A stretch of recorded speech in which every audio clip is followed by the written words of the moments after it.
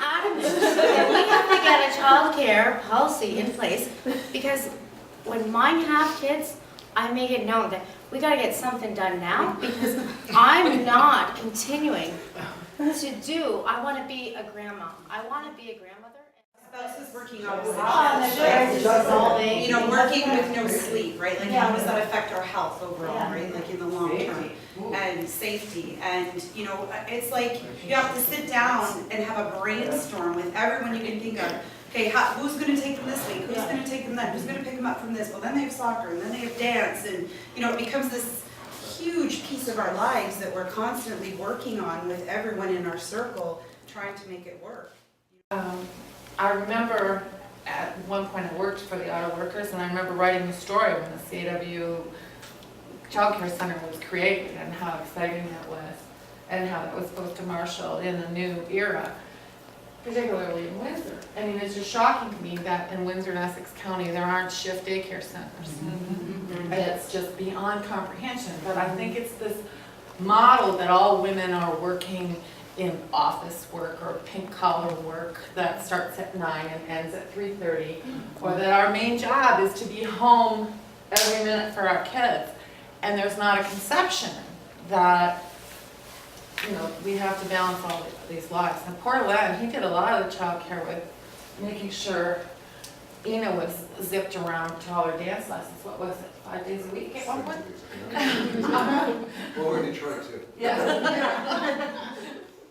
Or up to London. We don't have daycare, and maybe we want to have another baby, but we're not sure because it's so expensive to have another baby. You know, like, can we afford another baby? And not the raising, the diapers, the formula, the, you know, the food and everything else. It's this childcare piece. Right. I was a single mom for a good portion of their lives, and it was extremely difficult because I wasn't in a high-paying job, and it was waitressing, and so it was you couldn't afford daycare. So even if I did days, I could be at home at night with them, but it was the affordability. Like, you just couldn't get ahead. You were basically going to work, so just to pay for your childcare, and it was always in my whole life, even going on to my work in Green Shield and stuff like that. As a mom or as a parent, you're always focused on how you're going to make ends meet, how you're going to be a parent to those kids, because you're trying to balance the work and being a parent, and it's constant, and the financial aspect of it just is, it's horrible. I had a lot of issues. Lots of issues. It's just people are losing their jobs because there aren't any options for them. Yeah.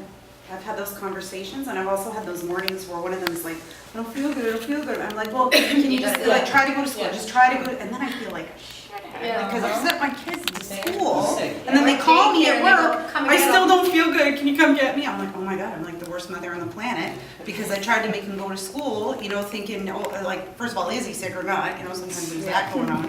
But, you know, then, you know, sometimes it's legitimate, and then you feel horrible that you've sent them, you know, but what are you going to do? You know, at 5 in the morning, get on the phone call and start calling people up. Yeah, that's a horrible situation.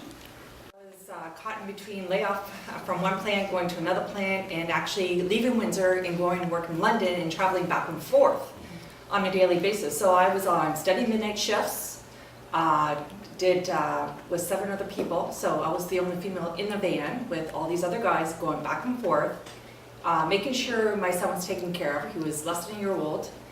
And trying to find a daycare facility that would open up early enough so I could drop him off before I could actually go or come back to try to figure it all out, because he worked at a factory also.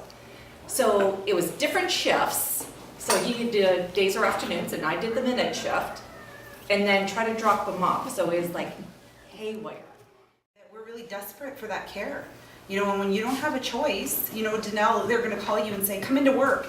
You've got like an hour to get there. What are you going to do? You know, you have to patch something together in a hurry and make things work, because I think a lot of us in the room are full-time workers, but part-time workers, you know, people who are working precarious work, who are working for temp agencies that call them up, oh yeah, you got to come in right now. you gotta do this right now, you gotta do that right now, you know, like, you don't have a choice, or maybe you work at Tim Hortons and then they change your schedule on you, you know, and you've arranged childcare. So, I mean, there's a lot of things that are fluid and changing all the time, and our childcare system is not fluid. And we have had workers that their husbands, well, you make less, so you call in. And it was, you know, my husband, I call him, okay, Hayden's running a fever. Can you get off work and come home, or do you want me to call in for an emergency day? Or, you know, is your mom home? Like, I can't call in. You know, I don't have any more sick days because I've used them all taking care of, you know, the baby. And there's that juggle as well. And it's, what do you do? Are one of us gonna stay home? Like, what does that look like? 8-year-old son. I had him when I was fairly young. I've always relied on family to take care of him. Just in the last couple of years, in the summertime, I've been sending him to Lozon or Forest Glade Community Center. But I mean, I have to save for a few months in advance in order to make sure that I have the money for that. They did the cost of daycare. She Yeah. said it's gonna cost them between $800 and $1,000 a month for daycare. And she's in London, so there's no family on either side around them to help fill that gap. So they're like, well, we might only just have the one. Wonderful universal child care benefit, $100 a month, but it's taxable. So first of all, $100 a month? Are you kidding me? What is that? Like, I mean, it ends up being, I think it's something like $37, but you know, after taxes, by the time you're taxed on it. And what are you gonna do with that? That doesn't even buy pizza on a Friday night. Like, that doesn't do anything to help with people's childcare situations. That was quite insulting, to be honest, to think that that's gonna appease Canadian families.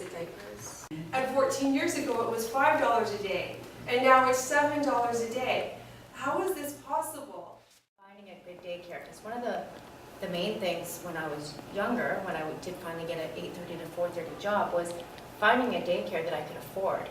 Because I made too much for subsidies, but then, you know, so I couldn't get that. But then what I could afford in order to provide for my kids a decent life was somebody's home care. And, you know, it's not regulated. And there was many times that I was, oh my gosh, and I was at work feeling sick because I didn't feel that my child was in where I felt that they should. And I made that back then. I think I was back to work 4 months after both of them were born. Like everyone on shift work, there's many a day that she goes 2 days without sleep because she's working a night shift and the kids have to get carted from one spot to the other, and then she's back at the night shift.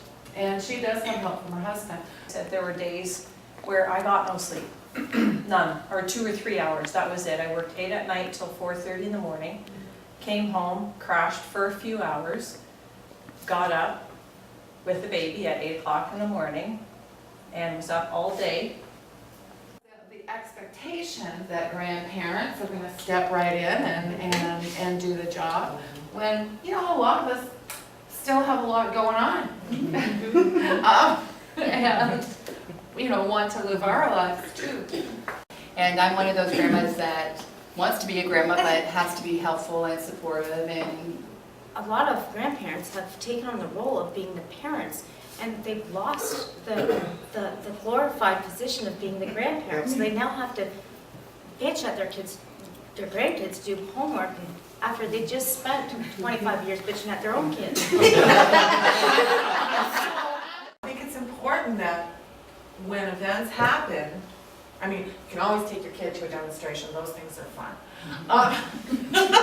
But when you're having a one-day conference, a seminar, a regular honest-to-gosh meeting, union local meeting, having childcare available becomes important, and it drives it home to some people who may not see what's happening, because women get blamed, and it's usually women who get blamed. Well, you didn't come to the meeting, how do you know what's going on? I mean, I think a lot of us mentioned in this room, you know, the CAW Center. I was crushed. I bawled my eyes out when that closed. Like, that was my family. You know, a lot of us here had our kids there, and I know I've had some conversations with people where it's like, you know, how did that fail? Like, how did that not continue to work, right? Because we're all so desperate for that care. So there's there's a lot of gaps that exist too in this program that they have rolled out for us. And so the funding is there, and it just needs to be used in the right way. And how can we change things so that we can go forward instead of repeating the same process? All of the studies have shown that childcare has benefited children, and that childcare that's regulated, childcare that has a schedule, childcare that has a purpose, childcare that includes everything in terms of their health, their mental health, their physical health, that incorporates all of that. This is like a multi-year campaign, and postcards are part of it, but we're going to keep moving forward. We're going to have letter campaigns, hopefully protests at our MPPs, our MPs, because if we're not able to get this as a nationwide, then we need to pursue it as a province, because it needs to happen in Ontario. We need to have this in some way. So it's multi-layered. This is only the first discussion. So this is just kind of to wet our whistle. Let's have a conversation. What does this look like? In Windsor and Essex County, we've been hit really hard with all of the losses of the city daycares. I did contact the city of Windsor, and they spoke to me about subsidies, and they say that subsidies are available kind of on an unlimited basis, but there's no necessarily any proof of that. And unfortunately, a lot of families don't qualify for subsidies. What they consider to be a subsidy level to me is a poverty level. So, so people are making the choice to stay at home, right? And then we hear always, oh, people on, social assistance, people on welfare. Well, when you have to decide about whether you're going to pay out hundreds and hundreds of dollars and you're making minimum wage, and you balance that life balance, it sometimes becomes an easy choice to stay home. So what makes us think that this would be a good election issue? By 2015, the goal is to have the need for affordable quality childcare services to be on the lips of every voter. It's really important, make it a really key ballot issue. And I know it's been mentioned in the past, but unfortunately it's always been, brushed aside, or just sort of like, we'll let it cook, simmer on the back burner, and oh yes, we're looking into that. But there's not been anything concrete about it.